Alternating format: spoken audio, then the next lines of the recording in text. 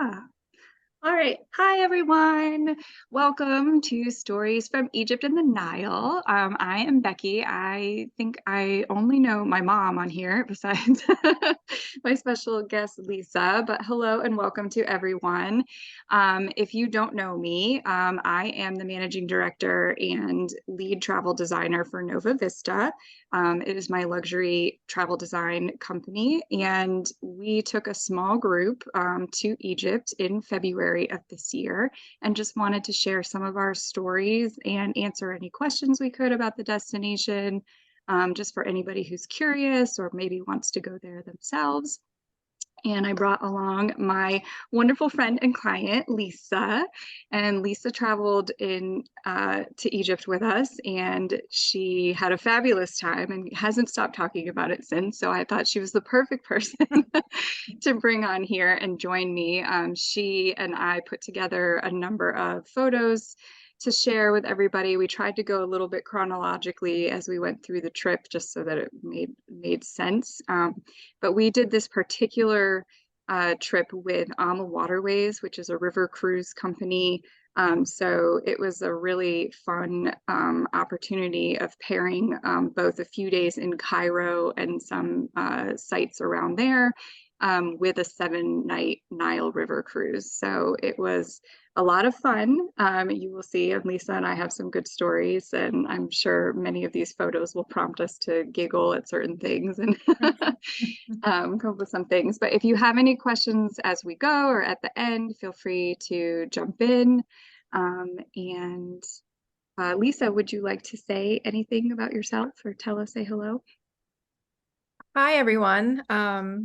So Becky's completely right that since Egypt, I can't stop talking about Egypt, and I want everybody I know to go and visit Egypt. So I'm really happy to be here and revisit, some of our favorite parts of the trip and just think about what I want to see the next time I go, hopefully one day, because so many new things are being, found in Egypt that we would love to see in the future. So very happy to be here. Yeah. All right. Well, with that, I'm going to hopefully, if my slides are working. Aha, okay. So, like I mentioned, we started the trip in Cairo. So we did some of the sites around Cairo itself and then outside of the city a little ways. So this is just a little sampling of some photos. Lisa, I put probably more of her photos in than mine because Lisa is actually a photographer and I am not. And she has a lovely amount of skill, as you will see here from these beautiful photos. But we had the opportunity to go to the Muhammad Ali Mosque, which is the photo that you see on the left there. That was one of the first things that we did. And then I'm trying to think of best way to describe it, Lisa. I mean, you basically went into this massive courtyard, and we had to either take your shoes off or cover your shoes to go in. And we were lucky enough to be there at a time when one of the evening prayers was happening. And it was just very surreal. Out the back of the mosque, there was sort of an area that was high up above the city and had really amazing views of Cairo. You could actually see the Great Pyramids off in the distance. But it was really kind of surreal being there and hearing the evening prayers sort of pop up. They were on the loudspeaker at the mosque, but then you'd hear them pop up around the city. And so it was just this whole space full of millions of people praying. And it was just it really kind of made you pause and take it all in. So that was a really neat piece. And it was really beautiful inside the mosque. I didn't include any pictures. There were some, I had to pick and choose pictures. We were mentioning before we started recording that between the four of us who went, we have thousands of photos. So it was a little hard to choose which ones to include, but I did also kind of want to not include everything so that if you do get the chance to go to Egypt, there was a little bit of surprise left for you there. But the inside of the mosque is absolutely beautiful. The ceilings were stunning and the light fixtures and just everything was really, really gorgeous. The middle photo, I did not include a lot of photos from the Egyptian Museum, but this one is from the Egyptian Museum. Uh, Lisa, I mean, you can, uh, I think, would agree with me. Just the sheer number of artifacts in the Egyptian Museum alone was mind-blowing. I don't think I've ever set foot in a museum quite like it. No, not at all. And everything you can stand next to, and like it's right there accessible. You know, anywhere else that I've ever been to in a museum, it's like behind glass, like signs posted everywhere, like don't touch. But there's, I mean, you have to walk around the crates of artifacts in this museum. It was just unreal, the amount of artifacts that were sitting there waiting to be processed and evaluated and studied and all of that. It was just, but this picture in the middle was one of my favorite from the entire museum. It was just so striking. Um, I mean, when Lisa's saying artifacts, I mean, it's literally everything from pottery and jewelry, and small, ice, household items and things like that. But then you're talking about like shelves upon shelves of mummies and sarcophagi lining entire corridors of the museum. So it's just really, really interesting things you just do not see in other places. And just the sheer number of them was crazy. I mean, I don't know that I've ever been to a museum where they're just like, here's a whole bunch of these things. We think that, they're from around this period to this period, which was a very broad period of time, and like just not labeled because there just is so much of it. And they are working on building multiple new museums in Cairo just because there are so many pieces to showcase, and they are unearthing new things literally every day. So the Grand Egyptian Museum, the Gem, is the new one that I don't know. Did they say it would be open this year, Lisa? Or was I it think not? I think they finally stopped giving a time frame of when it's going to open because it keeps having to be delayed, and I don't recall the reason why, but I can't even imagine what that will look like when everything is in there, and it'll just be amazing. We did drive by it and it looked very Stunning. grand. So Yeah. yeah, so it'll be really neat. So this is what Lisa was saying, like we want to go back because I think in 10 years there's going to be a whole new level of things to see. Mhm. And then the photo on the right, I can't remember, Lisa, this is one of your photos. I can't remember which area this is, but that's definitely in Cairo. I can't, is it when we were in Coptic Cairo, or is it just from around? So I think that was near the Papyrus Institute. Oh, okay.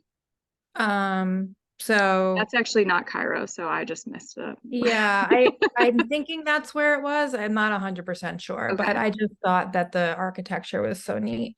So Uh, if it's that, then it's probably Luxor. mm, mm, Okay. yeah.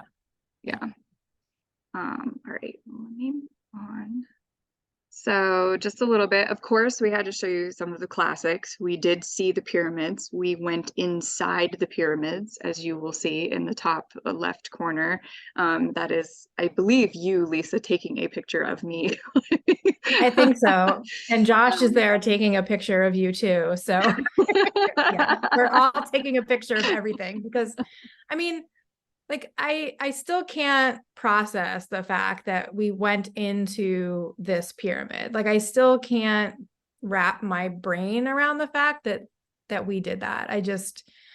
I mean, I would have never thought in a million years that that's something that I would have ever done in my life. And it was so easy. Like they just let you in. Like I still can't believe that that's Well, the not way. only let you in, but just sort of like let you touch it, let you climb on the side of it to get in. Like, you just is a very much a pinch me kind of Right. life moment. Very, very neat. There's Lisa and Josh riding camels. Lisa did not really enjoy her camel riding experience. Nope, never again. Nope, I will never get on a camel ever I'm again. sorry, may I interrupt for just a second? Of course. Elderly Luddite here. I'm still on seeing just the title screen. Oh, you are. Okay. Yeah. Thank you for letting me know. Let me Thank you. see if I can figure that out. Hold on. I'm seeing your other slides. You Now I'm are. seeing the next set Oh, and the does next. it if I click on it, it automatically goes to next one. Is anybody else having my problem or is it just me? Is everybody seeing the slide with the pyramids? Yeah, I can see the slide with the pyramids. Oh, I've been seeing the slides. Yeah. okay. Do you want to exit and try to rejoin? I wonder if that will fix it. She's Yeah. muted again. Oh, there she. Maybe her connection like paused or something and it Yeah, didn't refresh. yeah. Sorry, folks who are listening. Technical difficulties. It happens. Yes, Lisa definitely did not. I did not mind. It was definitely high off the ground for the camel. No, I think it was the way that I got on it, and the kid that was taking care of it like walked away and wasn't paying attention, and then he got yelled at. Like it was a whole thing. So definitely try it because you're not going to want to miss the opportunity, but it's not for me. You're one and done. One and done. Try everything, but then you realize what's not for you, and that's okay. But I did it, and you know, we got a cute photo out of it because Josh is like looking at me like, oh boy. But yeah. I should have sent in the picture when we were in the Great Pyramid of my like ridiculous smile over like the tomb. Like I was so happy in this like burial space. Like it was so ridiculous. So But that's like, absurd. yeah, like that's how crazy that experience was, that I was like joyful in a place that somebody had been buried in. Like it was such a disconnect. But yeah, that was just, I mean, right from the start, it was like we got this amazing experience and it was just Yeah, awesome. because this was literally like day 2. Two. Yeah. Yeah. Besides, like if you don't include arrival day, this was day 2. Yeah. Wow. So yeah, as you can see on the right too, this is one of Lisa's photos of the Sphinx with the pyramids in the background. I like this picture, Lisa, because I have one of these sphinxes behind because I never knew that the Sphinx like had a tail. Like all you ever see are pictures of the face of the Sphinx. And I Right. thought it was really interesting that at the back see, yep. there's this tail kind of wrapped around. I have a better picture of it, but it, you know, like I said, many pictures. You're right. But I just thought that was really interesting to be able to see that side of it and be like, well, there's actually a lot more to this. I don't, do we call it a statue? Is the Sphinx's tomb? It's not.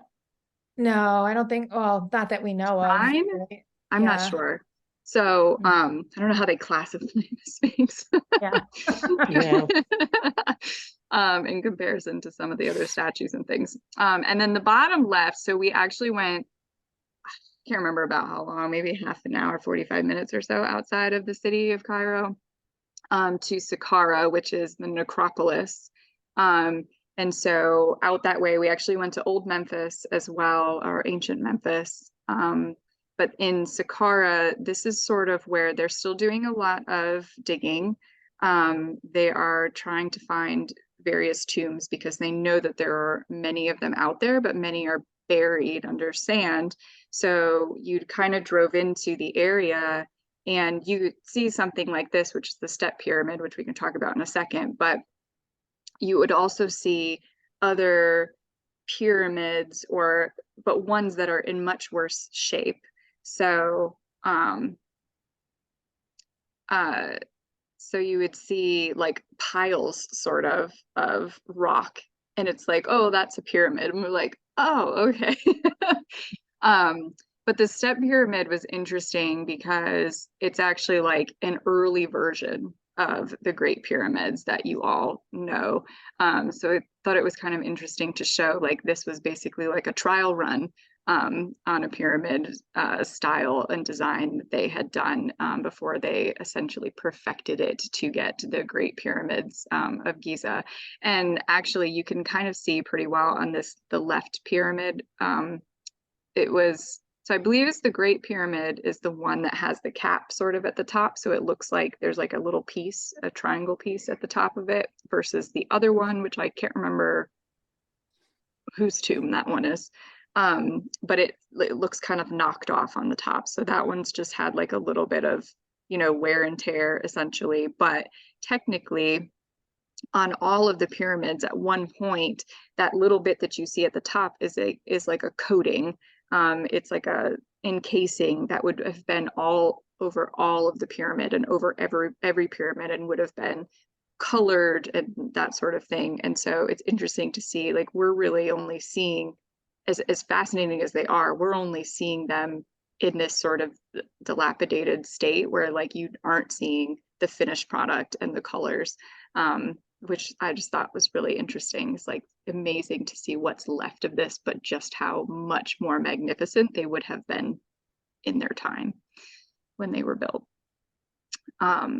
There's also some interesting things, Lisa. Weren't they saying that they actually found that, and maybe I learned this not from our trip, and maybe it's because I've been watching too many Egypt documentaries on Netflix since we've been home. But I think that they said that they believe that the pyramids were actually not built by slaves, that they actually were hired and paid for workers, based off of like some of the conditions that they have been able to find from the sites. Things based off of like food remnants and utensils and other things like that. They would have never fed slaves the way that the artifacts are showing that they were fed. So that's one of the reasons why they believe that it was not built by slaves. Yeah, which is very Becky, contrary. I have a question on the step pyramid. Do you know if there was anybody ever buried in it or entombed in it? That is a great question. Let me check my notes. Okay. Okay. No worries. I was just like, so was it used? I think that there was. Because remember across from there, Becky, there was like the steps that went down like underneath. Yes. You weren't able to access that area, but I think yes, I just don't remember who. Yeah. So, okay. So the step pyramid is King Zoser, Zoser. Okay. And it is actually the oldest pyramid on Earth. Yeah. Oh man. Wow. Yeah. All right. Well, I interrupted what you were. Oh no, you're fine about now. You're good. Did you have anything else, Lisa, you wanted to add with the pyramids, or No, I don't move on? think so. Okay. I know this is like a, big topic, like everybody wants to know about the pyramids. So, and it's also part of why I didn't put a ton of pictures, because I was like, no, you need to go, you need to experience, like, these photos don't do it justice. You just need to go. Yeah. So at the Great Pyramids, I think there were 9, right? Is that what Marwa said, that there were 9 pyramids at that site at one point? Yes. I mean, you can even see in the picture of you with the camels, like you can see these smaller ones to the right, because they were family members. So like if you saw a smaller one, it was probably like a lesser family members or children, or possibly even animals, depending on the king and how important they were. Yeah. And then you could, when we were like going around in the bus, you could see like the mounds of the ones that had like collapsed. So I think they've unearthed 9, but who knows how many actually were there at some point, Right. Okay. Let me see if I can get this to move. Okay. So, and also one of the other big ticket items that I'm sure everybody would ask about when it comes to Egypt is King Tut. So we went in his tomb. His tomb is very small in comparison to most of the other tombs that we went in for the various kings. These photos are all from the Valley of the Kings and the Valley of the Queens in Luxor. So that in the middle is King Tut's tomb. I did a little sign of him. His mummy is actually in the tomb. So they have him encased in there. He's like kind of covered in a white cloth, but his head and his feet are sticking out at either end. And he definitely, though he was quite young, he was definitely tall, because his mummy is very long and they shrink quite a bit through the mummification process. So he was tall when he was living, and he was only 19 when he died, right, Lisa? Yep. And there's a lot of controversy around his death too, which is interesting. Our Egyptologist Marwa, who I'm sure you will hear us say that name multiple times during this, but she had told us that it's believed that he may have sort of been murdered or roundabout murdered, as opposed to have died from disease. That it possibly was neglect of being healed from a disease that they could cure, that may have been his actual cause of death. And the reason that his tomb was so small, I believe, was because it was sort of an afterthought. Nobody was expecting or planning for him to die. So they kind of threw this tomb together for him. And it was basically hidden in this area where there were all these other larger, more infamous kings that had been buried. And so that was the reason that it was found, and it had not been looted. And all the other tombs that they have found have been empty of everything, of the bodies, of any gold or artifacts or things like that they would have put in there. And they told us that they would have been looted not only by thieves, but also by other kings. So their kings were like, nah, I'm gonna take that, and they would take it for themselves, maybe to put in their own tomb, I don't know. But so it was interesting. Yeah, I think there's a Ramses tomb above Tut's tomb, which was completely looted, and they thought they got everything, not realizing that Tut's was underneath. So that's one of the main reasons why his mummy was still there and all of the treasures in the tomb were still there. Yeah. So really interesting. So we're lucky, I think, that we have all these artifacts, and the artifacts are in the Egyptian museum that we went to go visit. So if you ever go there, you can see his headdress and all of his, his ankh, his gold pieces, his gold finger caps, his gold toe caps, all of the various little mini sarcophagi. They put each of his different organs in. And then they put it in a box, and then they put it in another box, and lots of like nesting doll type things going on. Yeah, back when I was young, I saw his mask in New York. They used to travel with it, and now that they've stopped. So we were told that his items will never leave Egypt ever again. Yeah, I was lucky to see it. I was young though, so I barely remember, but yeah, I was a big fan. We were not allowed to take photos in there, so we don't have any photos to share of his items. The two photos on the left, the lower one is Queen Nefertari's tomb, which was a really exciting thing for us to get to go do. Is in the Valley of the Queens, which is not as visited as the Valley of the Kings. Not as many people go. The ticket is very expensive to go inside the tombs. So this is one of the great things about going with AmaWaterways, is they made it so that it was automatically included for everyone. And you got about 10 minutes inside the tomb, and it's just, this picture is just one picture of, I don't even know how many photos I have, but so many. So many. I think I have try to recreate it, but oh my God. But her tomb was so well intact, and just, it's so colorful in there. So it really is just a very neat thing to see, because most of the tombs you won't see the colors like you do in here. And none of these colors are retouched, not even in Tut's tomb. These are all the original colors when they painted them. I mean, they may have lessened slightly, but none of that is retouched, which is just, to me, lasting that long. It's just fascinating that they were able to create, with what they had at the time, something that would be so, long lasting. It's amazing. And then the top left picture is the temple of Hatshepsut.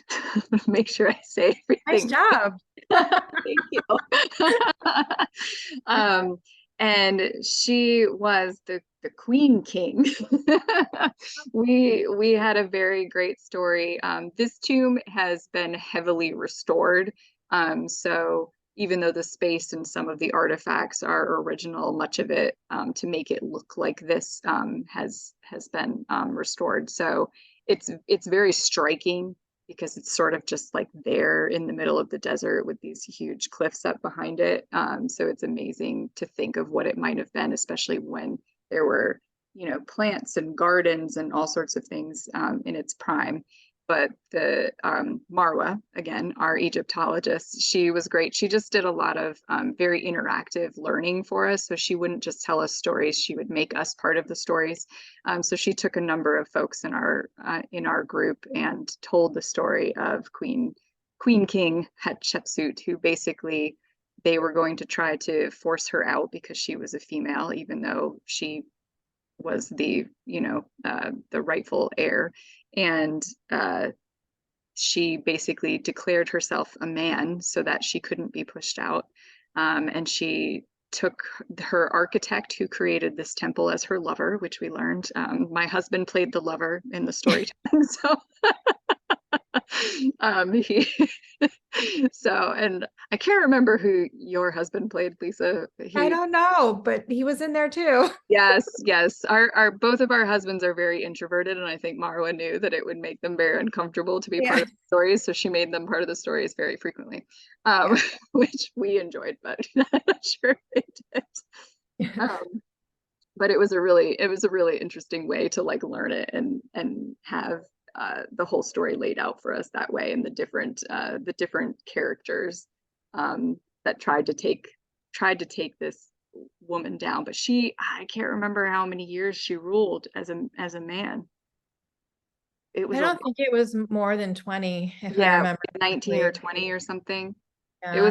It was a good length of time for Yeah. those days, which was really interesting. Okay, let me move to the next one. So this is moving into Edfu.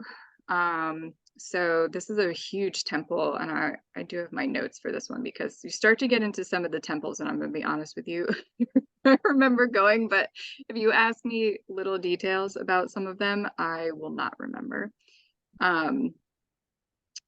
But this was, okay, so this is the Temple of Horus in Edfu.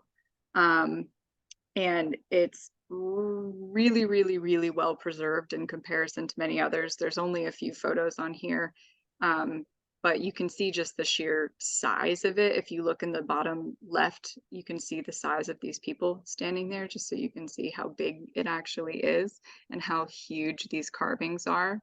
In the sides of the the word for these things is going to escape me. It always seems to. I can't. It'll come to me maybe. But this is my husband and I standing in front of Horus, the falcon, over here. And then in the right hand side, I wanted to put this in because I thought this was interesting. This was us like learning how to count the offerings that the Egyptians were making to the gods. So the little diagram on the bottom was something done by a student that our Egyptologist had with her to kind of show us. So basically, if it was a straight line, it was a count of 1. If it was this little like rainbow shape, it was a 10. If it was this little swirl, it was 100, and so forth. And if the frogs are lots and lots, very high numbers. So it was neat to see on here. You can see the frogs and then the 10,000 piece markers.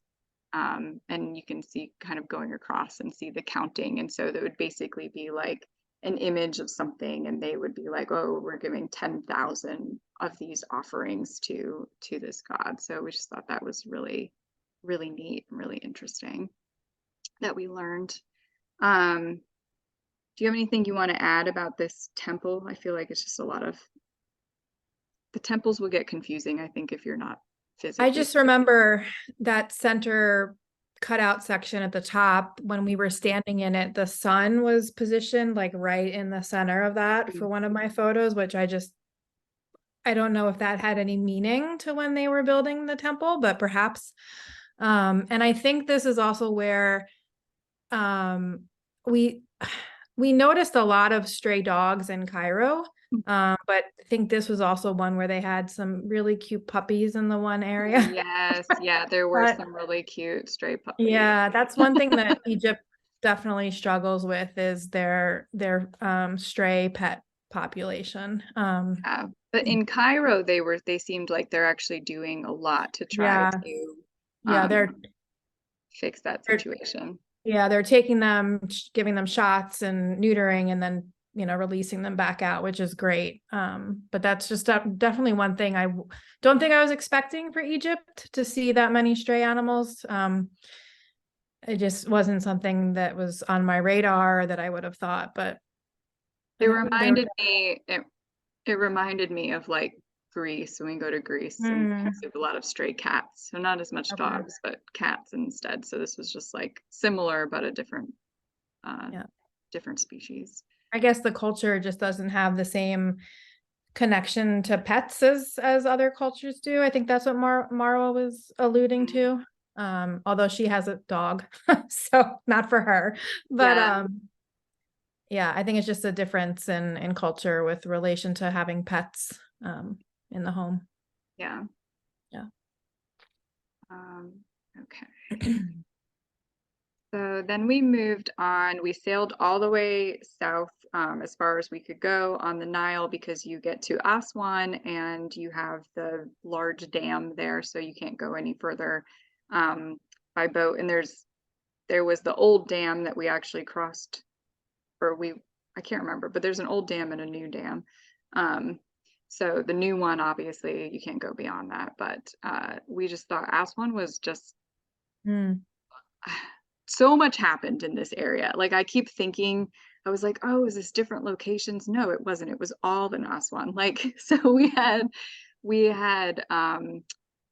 in the lower right-hand corner, we went on a felucca ride, which was hosted by some Nubian folks.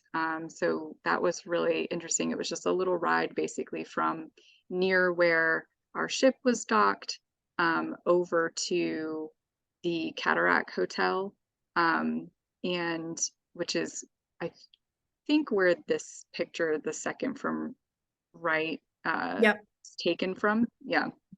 So, but we basically did this short boat ride on the felucca, which is a traditional, and you can see them here with the large sails in the background. But there's like the traditional boat of the region.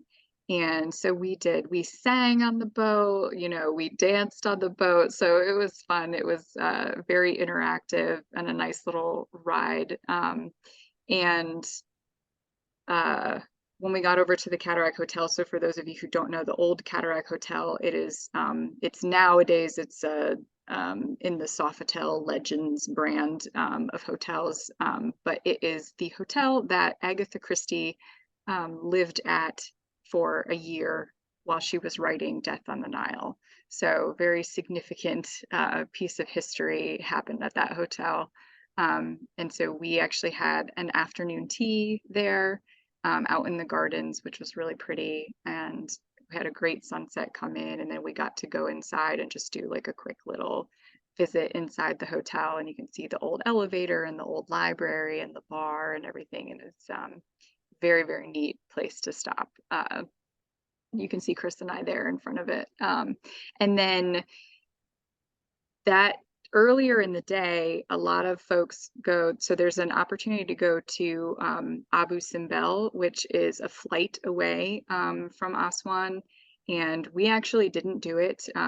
I just assumed I'll get to it at some point someday, and decided to like sleep in and take a little bit of a quieter morning. But I will say 95% of the folks on our ship went. So it was a long day for those folks who did go, but I mean, everybody who came back from it said it was absolutely phenomenal and it was a once in a lifetime thing. So we will definitely get there, Lisa, next time we go to Egypt together. Yep. But we instead actually stayed back, and about 5 of us went out with one of the Egyptologists into the markets in Aswan, which was really fun because a lot of the vendors and things that we had encountered throughout the trip were right at all of the tourist sites. And so everybody had a lot of the same things. They were very in your face, you know, wanting to get you to buy things. And most of the stuff that they had was like made in China. It was very cheap kind of things. This Yeah. was like being at a real Egyptian market where there were real people from the area there buying things and not just tourists trying to bring home tchotchkes to their families. So it's actually where I think you and I maybe bought most of our gifts that we brought home for people. So Nancy needs to not listen, but Oh, everybody Nancy, gets Christmas presents from the Aswan market. So Yippee! but no, I thought I would regret not doing Abu Simbel, but this trip you're constantly on the move, and I felt like we're gonna need a minute to like sit and relax and not wake up at 6 a.m. I'm not a morning person, so this trip was like pushing me. In So a I was good like, way. I mean, in a I'm not good a way. morning person either, Totally but good way. we Loved it totally all. rallied. I was like, can we just breathe for a minute? So going to this market was probably the top third of the entire trip for me, because you were in it, you were with the Egyptian people, you were talking to them. I mean, you were buying things that they've actually made. Like we bought a rug and it's hanging on my wall. Like, you know, we didn't see that kind of stuff at the typical spots that the tourists go visit, like the pyramids or the different temples or so it was just nice to get in a space that was true to what the actual culture was. Yeah. And Mom, this is where your quilt is from that I purchased. Yeah, she knows. But yeah, there were spice shops, there were home goods stores, there were places you could get rugs, there were places you could get decor.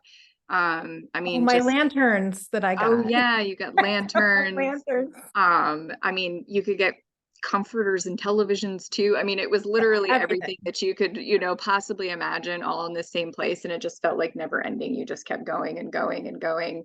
But it was just a much more genuine pace, an opportunity that we got to do, that we felt kind of special getting to do because there were so few of us, because everybody else had gone to see this thing. So, you know, there's I think something to be said for both activities. If you were to ever, you know, go to Egypt or to go with AmaWaterways and have to pick between the two. But we really enjoyed getting to go out and go to that market. And Lisa came home because, you know, her husband didn't take a certain number of camels for her, for her aunt. So a lovely gentleman offered Josh many camels for Lisa. So Yep. My husband must love me because I'm still here. So she was very popular in Egypt. It was only because my hair was like bright pink. Bright it was pink. like in your face pink at the time. They're like, what is that? So it was a good time. Yeah, that day was awesome. I loved this whole day, just from the market, and then we came back and then got to do the boat ride and the afternoon tea. It was just a really great day. Yeah, I agree. Maybe. Oh, there it goes. And then the next day in the morning, we were off to the Nubian village. So also in Aswan, but there's like a few islands where there's still some Nubian villages there. So they put us in these crazy motorboats. I wish that this platform was good for sharing video, because I have so much video content of all these little things. But if you could have seen the like warring motorboats to be able to be the boat that could take us over to the to the island. It was just a crazy experience, like watching them all like fighting with their little, their little motors pushing in and getting us. And so I have some great video footage of that I wish would have translated well for this presentation. But they took us over. We got to meet some local Nubians. There was a lot more singing and dancing. I think that is it's such a key part of their culture. That was really beautiful to witness. They've been really marginalized throughout history, and sort of they live on these islands because they've been sort of pushed to living on these islands over the many, many years. And so there's a lot of poverty and that sort of thing. And so it was really humbling to get to witness them and be invited into their home, and that sort of thing, and see their traditions. So they did have some local goods and things that that were handmade that we were able to purchase and things. But it was a very humbling experience, in my opinion, getting to see folks. But there are a lot of programs set up. I know Mara had talked about, some programs where they would come out and help paint homes and do some different things. So it's really, which is really good. It's really good to hear. But it was a really, really different experience. Did you have anything you wanted to add about going to the Nubian village? No, I think that covered it. I mean, you danced, right? I did dance. You Yeah, danced. I did. The boys did not dance, but we danced.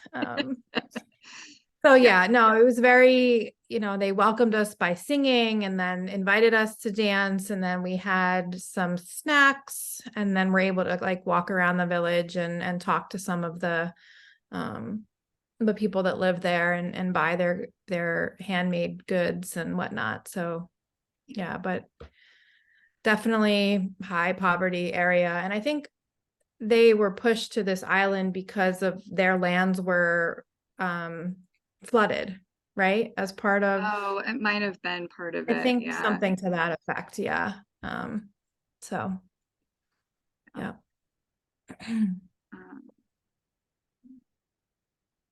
Like a slight delay on. There we go. And then in the same day, so basically we had taken the little motorboat over to the Nubian village on the island, and then we stopped at this other island on the way back, which we had kind of seen in passing. But this is the Philae Temple. I can't remember what the name of the island is that they actually put it on, but essentially this temple was in another location nearby, but it was underwater. So in order to save it from being lost to the Nile River, they actually set up, I don't even know, they set up like these crazy contraptions from the old site and moved it over to this island. So it's now sitting there. So it's not on its old site, but the kind of the remnants of the original site are there. And I've heard, we didn't go to the old site because it's basically all underwater, but I've heard that it's very kind of spiritual and eerie maybe to stand there in the old site. But we were on the new site, so we didn't have any of that. So yeah, so I just wanted to show like some photos from this temple. I think this was the one we did another what do you call it? Like Marwa did another one of her demonstrations with all of us, but she used all of the women this time in our group to represent all of the different forms of the goddess Isis, who is the goddess of love, correct? And so we all got to be a part of that. I don't remember which version of Isis I was, but she used like 13 of us in this representation. So it just showed how many different variations of stories and ways of seeing, this goddess was through the Egyptian tales, which is really, really interesting. But I brought this one in, and the one photo in the middle was just to show one of the things that was kind of a recurring theme was with all of these temples and things, they were buried under sand, and then people would come up and they would build on top of the sand and build on top of the temples. So you have thousands of years of religious history building on top of each other. So what you're seeing on like this one pillar in the middle here is you can see the hieroglyphs and things from the ancient Egyptians underneath, but you see the Christian cross in the middle from later religious groups coming in and marking the territory as theirs. And you would see that a lot. We saw it with some paintings and things, but it was interesting because it was like the painting was only from a certain height up, and it was because the sand had buried the bottom half. So they were standing on top of the new layer of sand and painting over the old Egyptian artifacts. So when you unburied all of these temples, you have like basically a painting that starts 2 stories up because it was all buried. So just a lot of really interesting tidbits like that, that I think you won't think about. You just think, oh, it's Egyptian, it's all Egyptian. You're not thinking about all these other various religions coming in, and like conquering in a way, like saying, no, this is our site now. And some cats too, because we needed some stray cats to go with the stray dogs. They pose very nicely. Every time They we saw a did. cat, they were posing. So Yeah, you couldn't not take photos of them. They were just great there. And then this was, so we started our trip back up the Nile River, and we stopped at Komombo. There's some more puppies. That's what we mean. They were too cute. So lots of little puppy friends at the Komombo temple. This one was where, there was a lot having to do with the alligator god, crocodile god, alligator. I think alligator. No, crocodile. Oh, I think crocodile. Yeah, I think crocodile. Trying to find like my. And I was not expecting to see mummified crocodiles. No, That me was another either. thing that did not have on my bingo card. So Your Egypt bingo card. yeah, but amazing that there was such a connection to animals that it was important for them to mummify them and build basically a temple that was dedicated to Well, that. yeah, essentially like represent this creature via a god, and then Right. you knew that it was important if it was mummified. So it, to see all of these crocodiles, huge, I mean, massive crocodiles mummified, and then also some smaller ones and things that were probably buried in chambers and that sort of thing. It was really surreal. They sort of have this like room full of all these mummified crocodiles. And then I was trying to think, I included this bottom left photo, Lisa, but I can't remember which god the coat, like the snakes and the sun represent. I don't remember. Osiris? Maybe?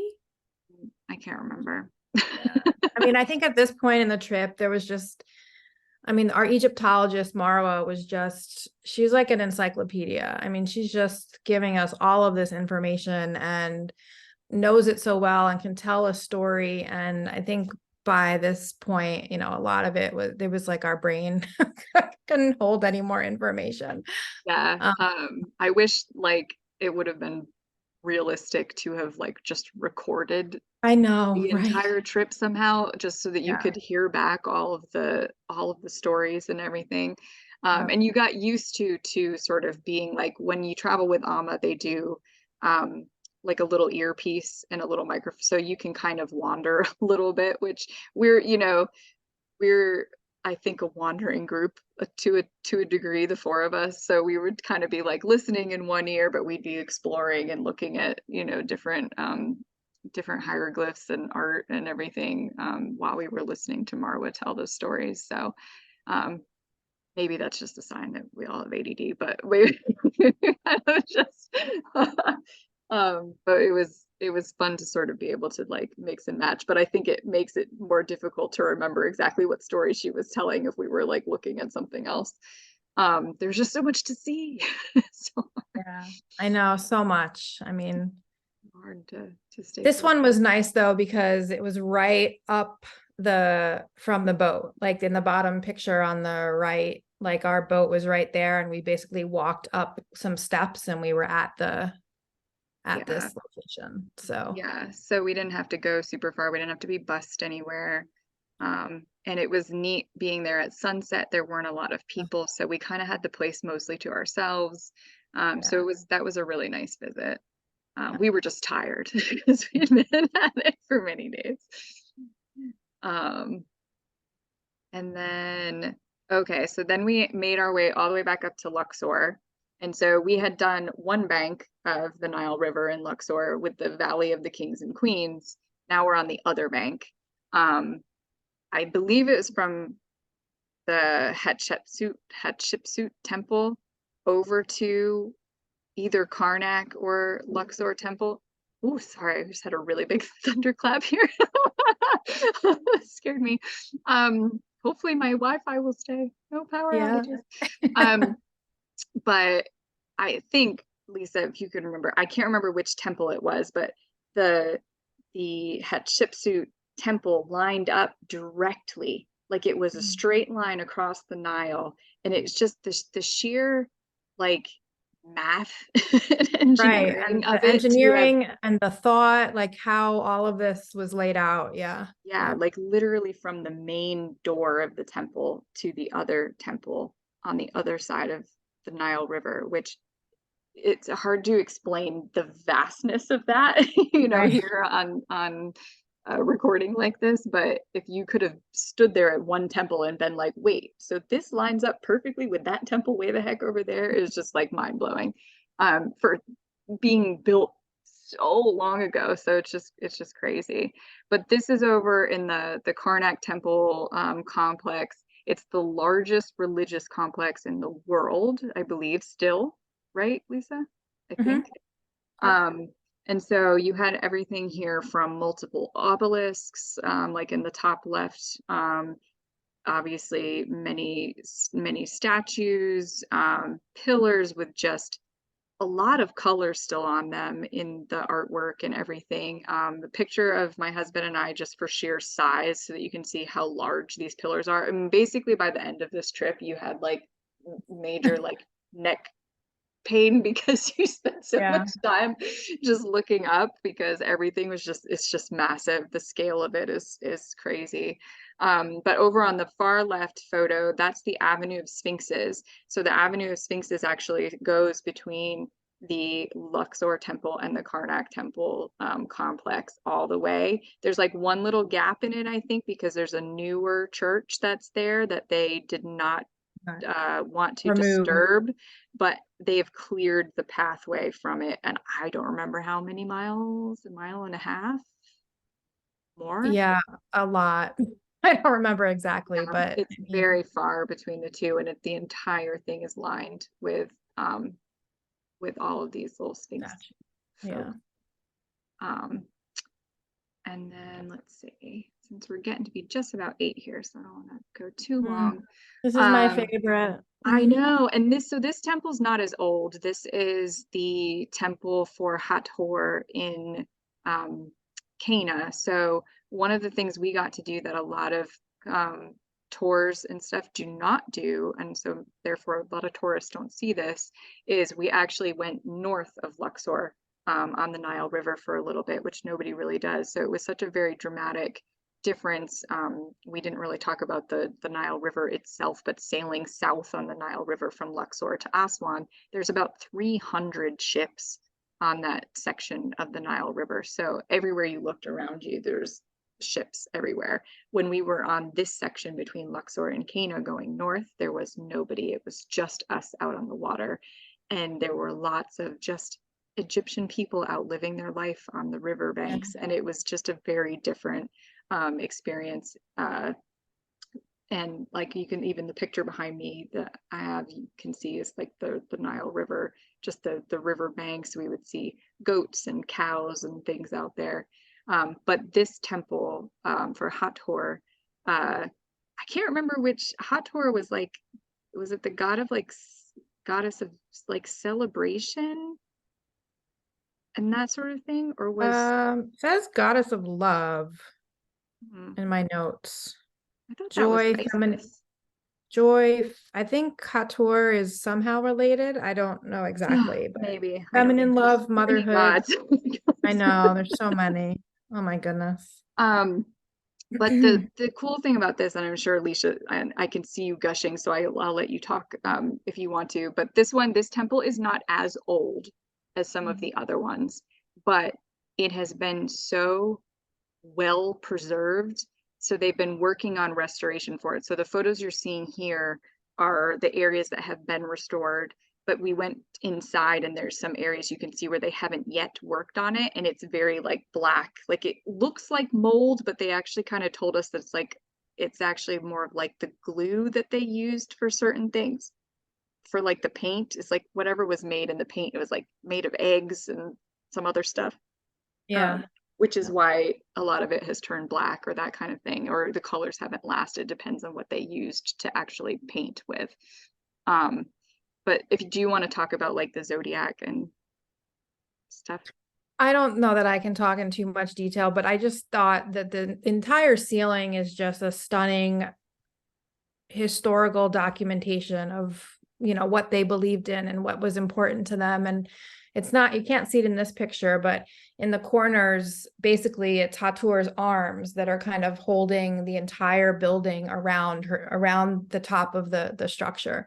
And you have her face and the arms go in different directions and it's just wrapped around. And I don't know, there's something about this one that not only the colors are just stunning with that blue that comes through, but just how much detail and time and effort and dedication, every single surface of this structure is covered with hieroglyphic. And I don't know, there's something about it that's just very endearing and I just love it.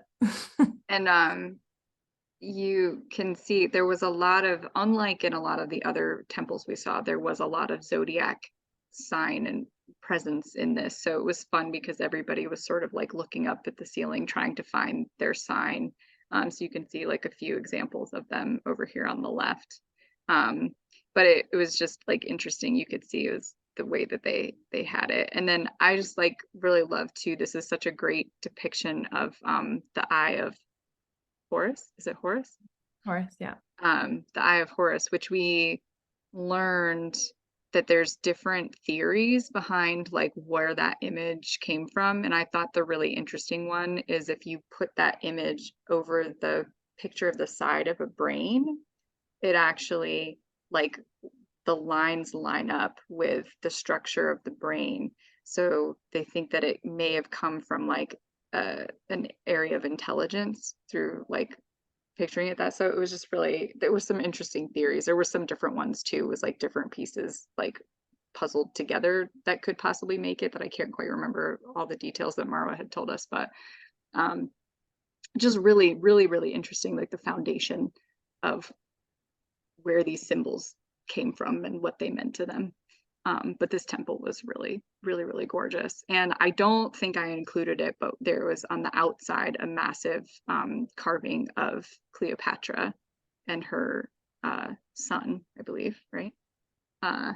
Which we didn't really see Cleopatra depicted really anywhere throughout the trip except for there. So let me go. Oh, this is one of yours, Lisa. I just love this.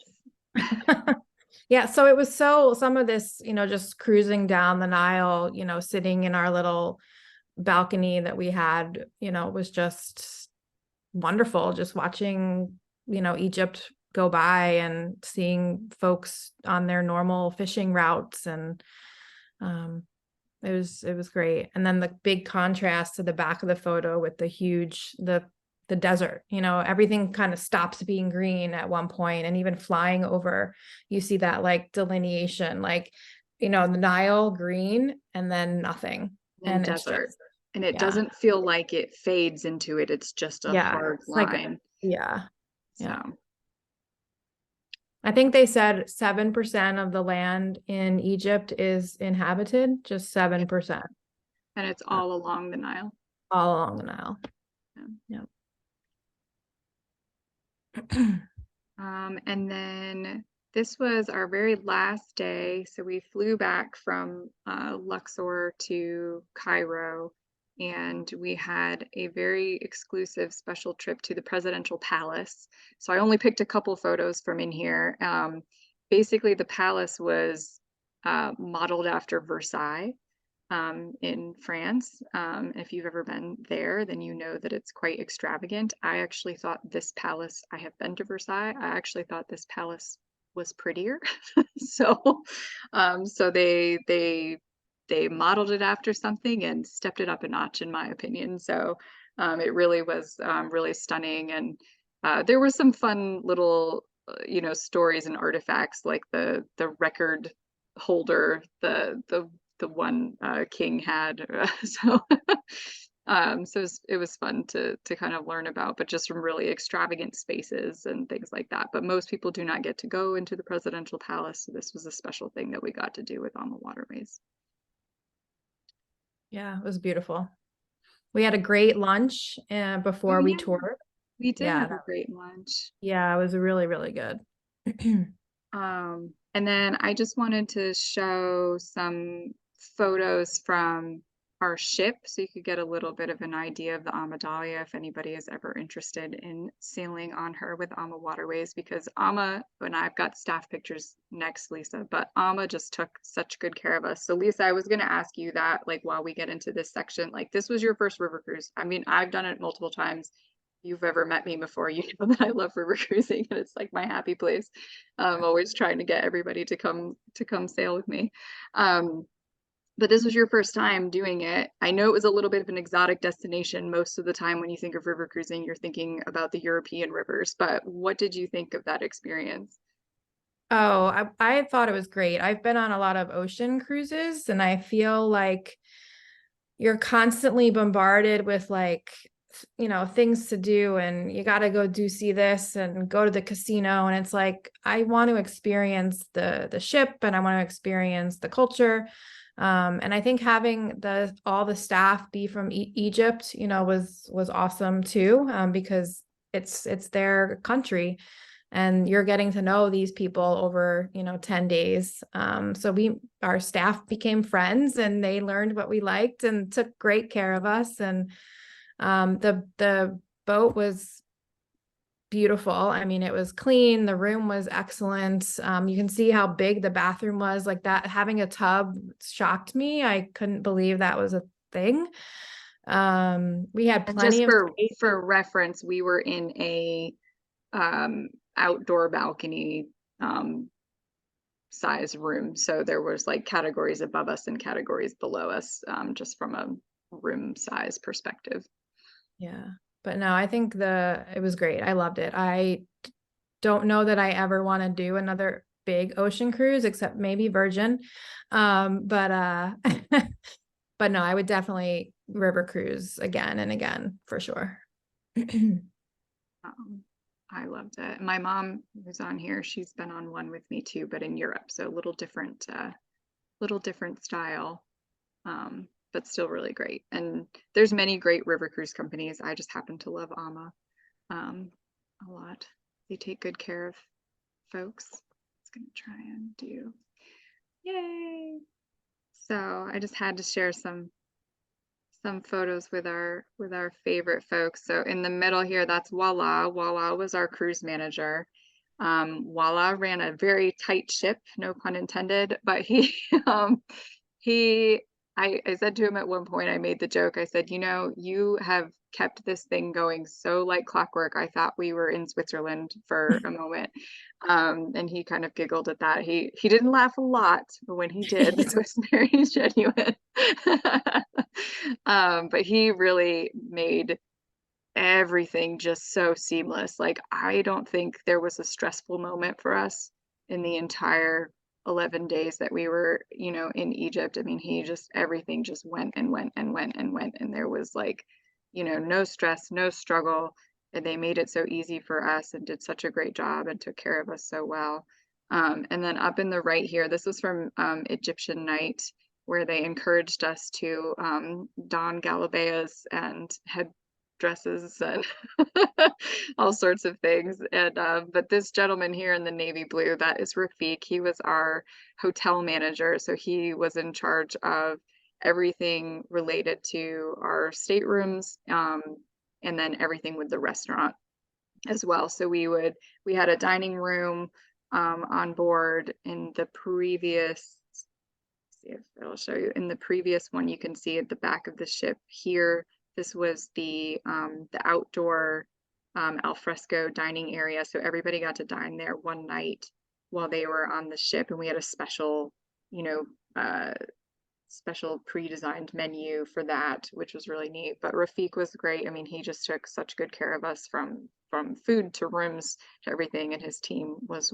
wonderful. I mean, he even went and like sourced me a whole bunch of single dollar bills because I was running low on ones. And if you ever go to Egypt, bring a lot of Yeah, money. and that one day that Josh wasn't feeling well, like he delivered food to Josh in the room because Josh didn't come out of the room that day. So yeah, it was really nice. They were really great. They took really good care of us. And then in the bottom left, that's our Marwa. We love her. In the center, that's Marwa. She was our Egyptologist. So we had 3 Egyptologists with our group. So this ship does like a maximum of 72 people. I think we had 68, and they had us split into 3 groups for the entire time. So if you ever river cruise in Europe, what you'll find is like you have a cruise manager who's with you for the entire thing, but your tour guides are different because you're making all these little stops, and you're going to get offshore and do a different tour, and somebody will come and get you and guide you. This was not that. This was, we had Marwa for 11 days. She was ours, we were hers. We said Sabaho every morning. We got to see her. And so it was a really different experience in that. And, you felt like you were leaving a friend by the time you were done. And I'm sure the other Egyptologists were just the same, but we felt extra special with Marwa. She was just genuinely a really, really lovely human. And she taught us about Egypt, ancient Egypt so well that it was just very, we'll never forget her, really. And now we just stalk her on social media. It's out of love, I swear. It's funny you say that because Voila liked your presentation. Oh yeah. And I was like, oh my God, what if he came? What if he registered and he showed up? I think I would die. Like, what time of day is it in Egypt right now? I'm pretty sure he's not coming to my 7 p.m. Eastern Standard Time presentation. Voila to join. How awesome would that be? But yes, he was wonderful. We would have welcomed any of them. Yes. On our presentation tonight. I think that might be all the slides that I did. Yeah. So, but overall, like the experience, obviously with AmaWaterways, we thought was great. But obviously, if I work with clients as you know, so if I have somebody who's interested in more of a land-based adventure through Egypt or something a little bit different where you're not with a big group and you're wanting to do more private, like I can do those kinds of things too. I just thought this experience with AmaWaterways was just really special. It was very well planned. I think if you were only going to get to go to Egypt once in your lifetime, I think it hit everything that you would want to do, and then some. I mean, some of those exclusive opportunities that we got to do, I think were really special. Like the Queen Nefertari tomb. I mean, I was so excited about that one, and it did not disappoint at all. It was so fantastic. And just, we were pampered for that whole week on the ship, especially. I mean, they just took such good care of us. I mean, we had our folks, we had no shortage of salt and vinegar chips. Yeah, no. Until the end of the cruise because we had eaten them all. And then they made sure I mentioned one night that I really liked the sesame seed breadsticks that they had for lunch or something. And every single meal after that, I got an entire plate full of sesame seed breadsticks. And not just like dinner. It was every meal. Every meal. Breakfast, there's breadsticks for Plate Becky. full of breadsticks like this. And I would look at the three of them and go, can you please help me eat these? Because I do not need to eat like 8 breadsticks at every single meal. Like, but you know, they made sure, you know, they made sure Josh always had a beer when he wanted one. And they had some, you know, we had some really good cocktails. I think we would show up every night for sip and sail, which is the cocktail hour before dinner, and there'd be a table laid out for us already with drinks. Like they'd see us coming in the door and they'd put the drinks down for us. So, you know, it was the service is just top notch. Like you can't beat it. I mean, they were so good to us and took care of everybody. And we had a lot of folks from all different ages. I would say, I mean, we're, you know, our group of 4, we're late 30s to mid 40s, but there were some other folks like traveling like multi-gen, you know, with like adults like us with their parents. And then some folks, I mean, we had some folks even with some like physical limitations. And man, I just remember there was one gentleman and I was like, for sure, I was like, is he going to be able to get around? He did everything. He had his cane and everything. There was nothing stopped him. Like he went made into the sure he Great did not miss Pyramid. out. Yeah, he did everything. It was great. Loved Yeah. it. So, but our team, you know, took care of everybody, and I just thought it was our team. Like I'm saying it like I work with AmaWaterways, but like that's how like special they are to me. I feel like they're so wonderful, but um they just were so great. But does anybody have any like questions, like general questions about Egypt, or any of want me to go back to anything that we were talking about? I know you guys were good about jumping in with questions as we went. I understand you were treated magnificently on this ship, but when Yes. you disembarked, did you have concerns for your safety? So no, we always had guards with us. We actually had hired escorts through Cairo. So anytime we were on the bus, we had police escorts and things. So we were always in very good hands, and we had enough folks on the team that they made sure that, you know, we were all in the right place, that nobody got left behind, because you definitely have, you know, different walking speeds for a group of, you know, 60 something people and that sort of thing. And between our cruise director, our Egyptologists, even our bus drivers made sure, I mean, they were wonderful too, and just made sure that we got everywhere we needed to be. We did upon arrival into Egypt, we paid there's a small fee to do your visa for getting into Egypt. It's normally like $25. We paid $35 per person to handle it for us so that we didn't have to do it ourselves. So we basically got off of our airplane, walked towards baggage claim. We were greeted by a staff member from AmaWaterways who did the visa process with us, gave us our stickers and our passports, took us through baggage claim, took us through security. There's a lot of security in Egypt. I've never felt more secure in my life, honestly, for how much security we went through. So that is something to be prepared for. Like, you know, you will have to take off your bag at every single place that you go into, every single temple, even going into our hotel in Cairo.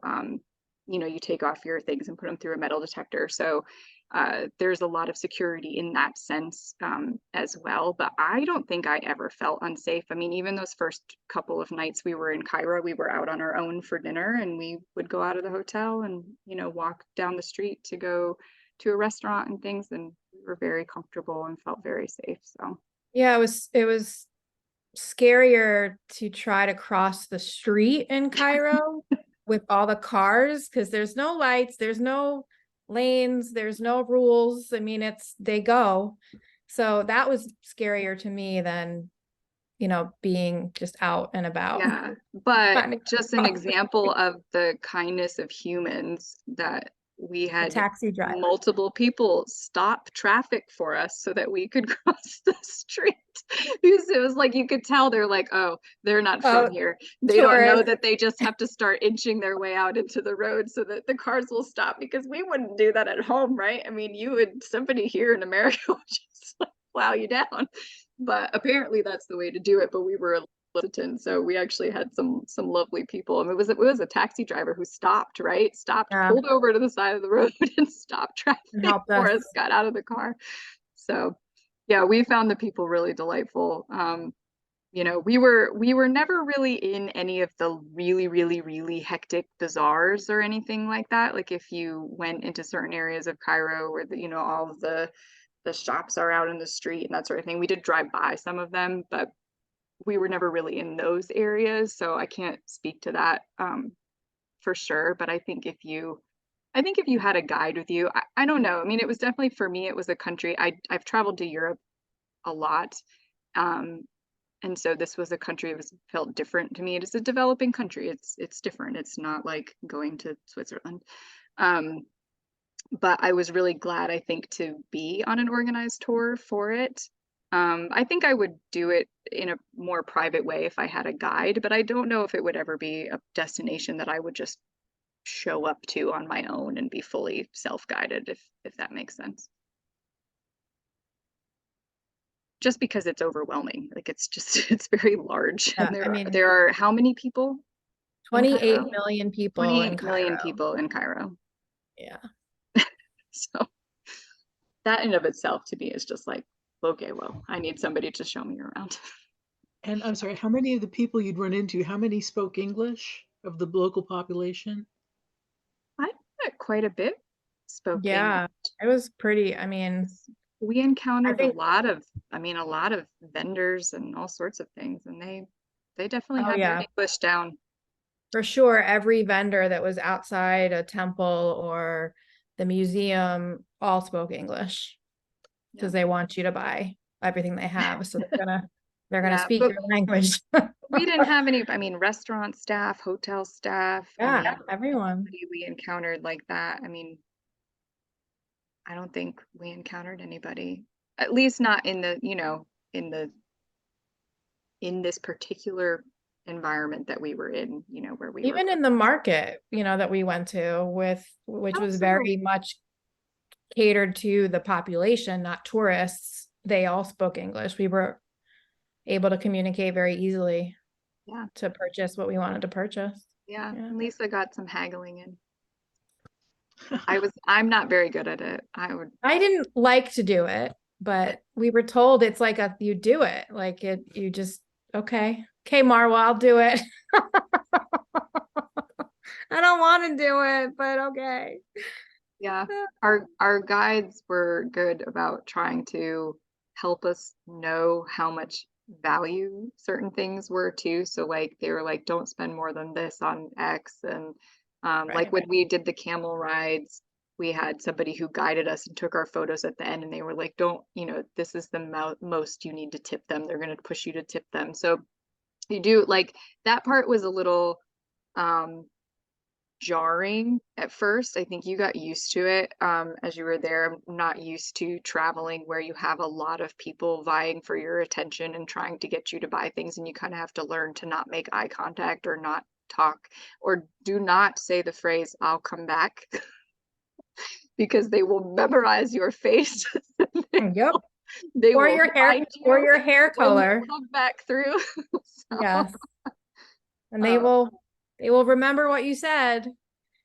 yeah, but that mostly applied to like the vendors, like Lisa was saying earlier, like the ones that were outside the tourist sites, where like that is what they do all day is they stand out there and have their booths or have whatever, and they're trying to get people to buy things. And it's all the same things. It's all the same scarves. It's all the same knickknacks. It's all the same dishes or whatever, little camel things. I mean, I may have bought one for my niece, but I didn't get it at a market. um, so yeah. Any other questions? You're asking good ones. So.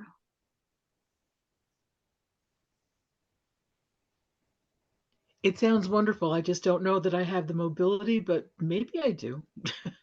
What do you think, Lisa? I mean, it was definitely, I think you needed energy in the sense that there was a lot to do, but we didn't really, do we have a lot of sites? Did it feel like we had a lot of sites where you couldn't get around? No, I think, Nancy, I think you could do it. I think there's opportunity to take a break, at least the way Marwa structured our tours. We would get to a place, we would find a space to chat about where we were, and she would do her little demonstrations with all of us playing a part. And more often than not, you were in the shade. She tried to get you in the shade. She tried to get you to a place where you could sit for a minute and then let you go off and do your thing. And there was always a place to take a break if you needed a minute to Yeah. sit or, take a rest. So, And Ama always made sure we had water and everything. So, and our bus drivers always made sure we had hand sanitizer when we got back on the bus. So we'd come up and we'd like say hi, and they'd squirt at our hands for us. And it was good. They took, yeah. mhm. Yeah, I think the only thing that could be concerning is there's a lot of uneven surfaces in some of these places because of how the age and Yeah. what they've been able to remove and whatnot from sand. So that would be one of the concerns, is just being You would aware of your surroundings while you're definitely need some good comfy shoes. yeah. I think. And there's a bit of sand. I will say, not really a mobility thing, but I experienced some allergies with like the air quality and just being out in all these like dusty, sandy sites. So I ended up actually wearing a face mask for a lot of the time when we were out at some of the temples, just because I'm very sensitive from an allergy perspective, and that helped me a lot.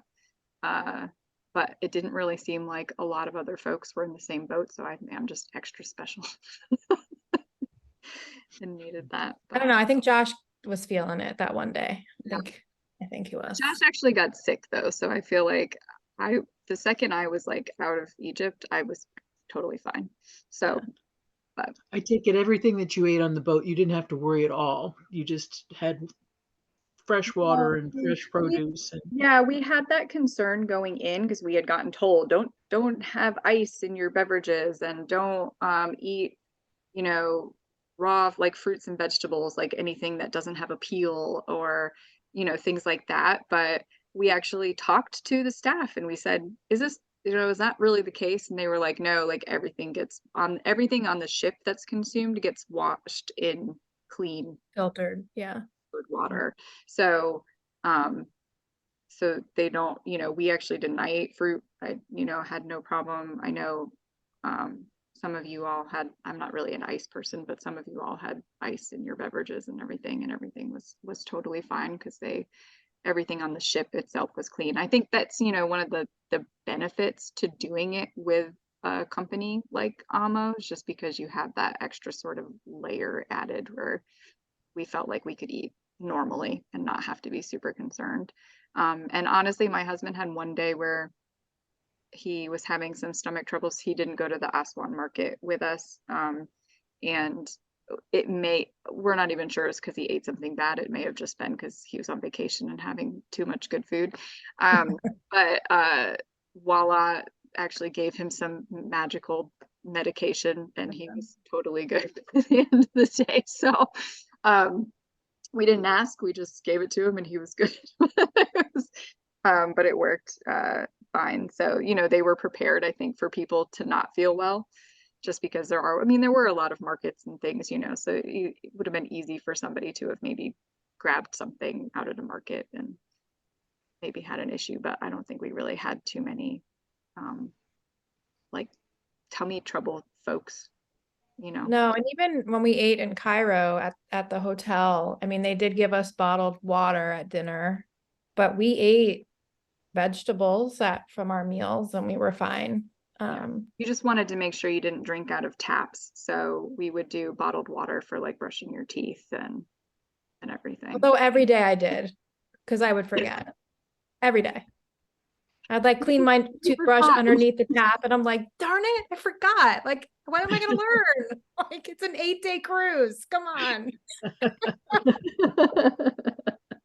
And then you go home and you're like, where's my water bottle? Oh, I don't need it anymore. But I mean, for all the stomach issues I have in the US, I had 0 in Egypt. So I don't know what that says about what the US foods supply is like, but I had zero problems. And I brought a drugstore with me to prepare, and I didn't use anything except for, I forget what I used. Yeah, but I was fine. I was good. My favorite food was the crispy fish we had like the first day. Oh yeah. It's delicious. I don't know what fish it was, but it was divine. Loved it. One last silly question. Yeah. I saw cats, I saw dogs. Did you see any crocodiles while you were on the river? No, Nope. we saw cows in the Yeah. on the edge and in the little like lands in between the islands, but no crocodiles. Yeah. Nope. No scary creatures. And no, no curses in the pyramids or the tombs or anything either, Except when Josh brought home a rock, and then Oh, yeah, Sheila, you're like, what? Yeah, at the Valley of the Queens, he took a rock for our daughter because she likes rocks, and I didn't know about this. Did not know that this happened until we got home, and our washer or a dryer decided to stop working, and then our water heater decided to start leaking, and I was like, what is going on? And then I found out about the rock. I was like, what are you? And everybody's like, didn't you watch The Mummy? Like, what are you doing? Come on. yeah. So my sister-in-law, she's like, all right, you need to get a white candle and you need to go outside and you need to burn the candle and bury the rock. And I'm like, all right, I'm on it. Let's do this ritual. Did you really? All right. We'll say that you did. I mean, come on. The dryer now works and the water heater is no longer leaking. So, Oh my gosh. Oh my gosh. That's hilarious. But yes. I can't say that I had anything like that, but I didn't take any rocks from unless Just someone did and he legitimately didn't tell purchased me about it. virus. Hopefully he's learned his lesson. That's really funny. I don't think he told me that. Oh my gosh. Yeah. So no, I mean, it was kind of disappointing in a way because like you went inside the pyramid and you're like, wait, I'm like conditioned to think that there's going to be like all these trap doors and like, booby traps and like things swinging at you. And there's just like nothing. It's just a big empty box in the middle of in the middle of a triangle, essentially. That was very interesting, but it was interesting too with the Great Pyramid that they actually found, like they made that door like where we entered, but they actually found where the actual door was like later on, so you could kind of see the way it had like the angled keystones or whatever in there. Do you remember that part on the side? I don't. So it was like higher up from where we entered. It was Oh, like right. Yes. actual entrance. And then when we got back, they announced that they found potentially another pathway in the Great Pyramid that might actually be the true burial location as opposed to what we went into, which is why we have to go back in 10, 15 years to see all these new things. Really? I mean, it's just we're just gonna put it in the calendar. Like we'll put it in the schedule. Lisa has like a 10-year plan for travel anyway, so we'll just tack this on at the end of it. And I won't tell my financial advisor that part. I'll just leave that trip off the list. He doesn't need to know that you're already planning to go back to Egypt. Oh my goodness. I'm trying to think if there were any other like fun tidbits just about Egypt itself. I mean, like I said, I wish I could have done video in this because I feel like I have all these little snippets of video, like the guy on his bicycle carrying the platter of pita bread, like on one hand while riding the bicycle down the side of the crazy street where there were tons of people and cars, and I just like my mind was blown. I I'm like, I don't even think I could just carry that tray of pita bread and not No. have it fall over, nonetheless do it one-handed with my hand in the air on a bicycle. Like, there's no way. It was really interesting. Oh, and I really liked to, like, when we were out at Saqqara and we drove by like the carpet schools. Do you remember that part? Oh, yeah. Mhm. So when we were out at Saqqara, which is like the necropolis area, so Egypt, school for children is not yet compulsory. I think they are working towards it. We got told a few times that they're in like phase one of, you know, doing great things for the country, and they're doing a lot with the infrastructure and things like that, with highways and various things. I don't know how many phases there are or how long they've been in phase one or how much longer they're supposed to be.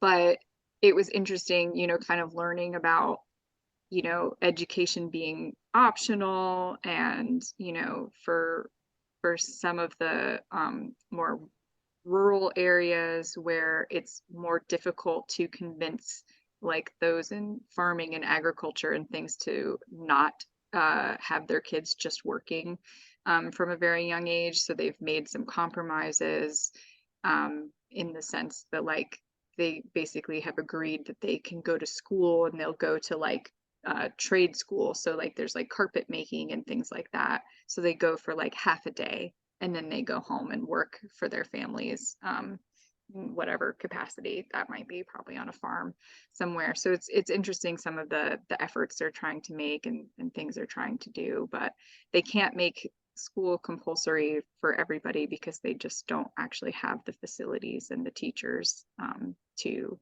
handle it. So just, you know, different from here. Really interesting, certain things to learn about the culture and the way of regular life there.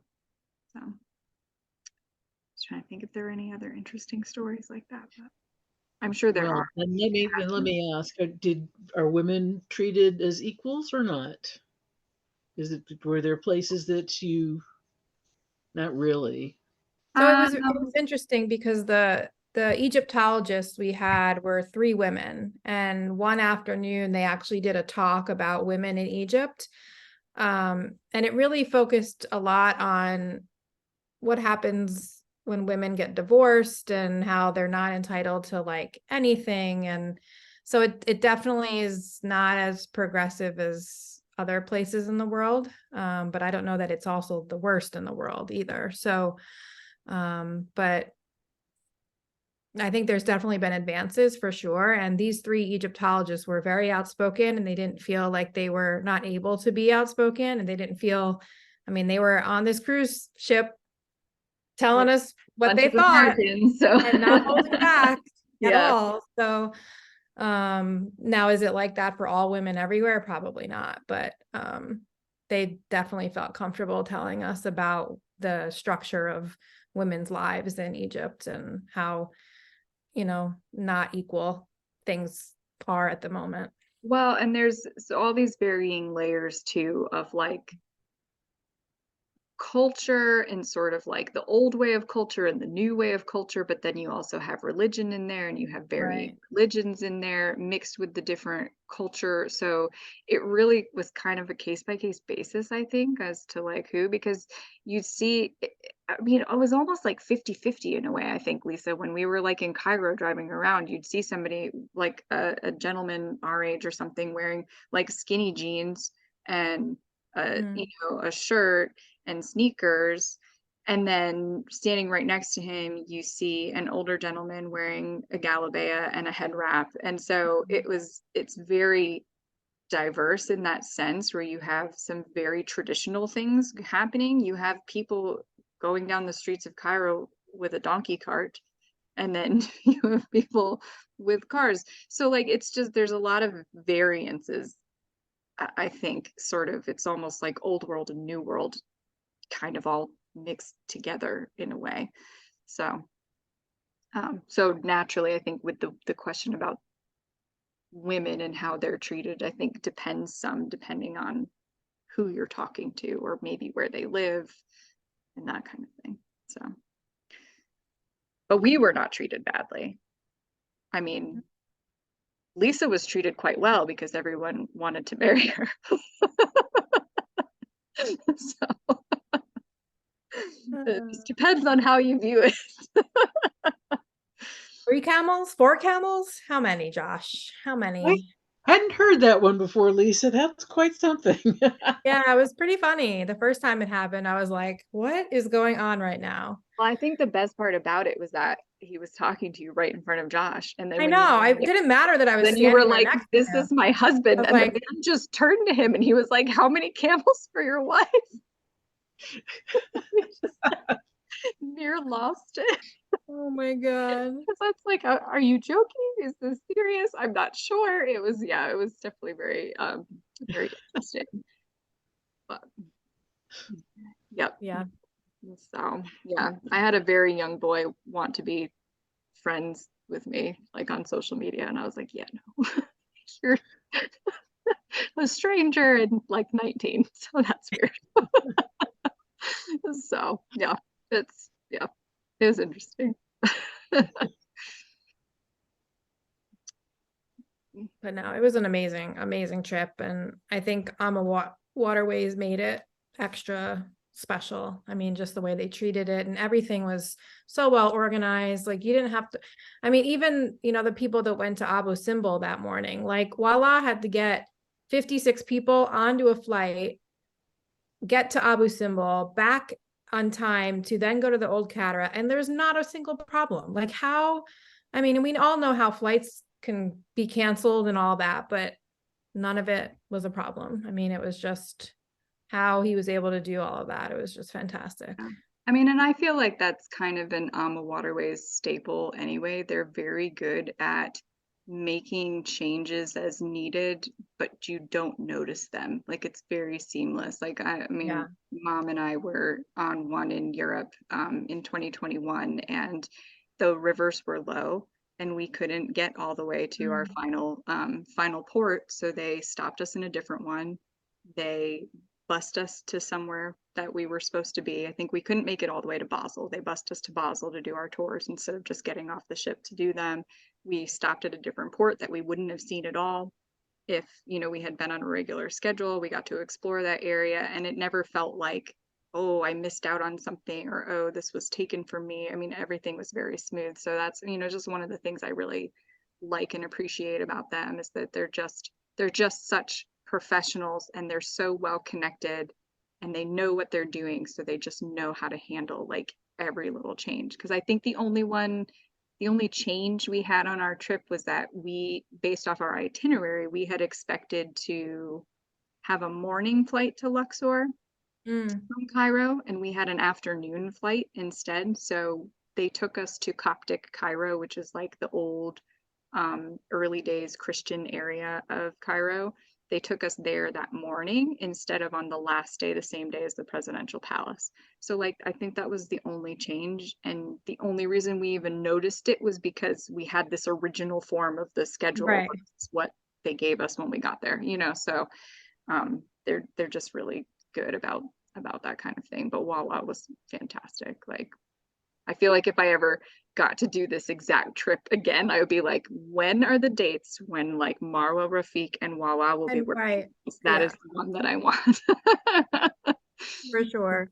Yeah, Becky, the other thing that Ama did on our trip was the one woman at our dining table had all kinds of food restrictions, and they worked with her and did a special menu for her every single day.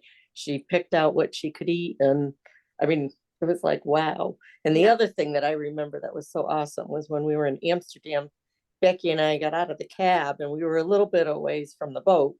And all of a sudden, 4 guys come out on the sidewalk and start coming towards us. Well, I'm like, oh, look at that. Guys come. Well, they were coming to get our luggage. Oh, wow.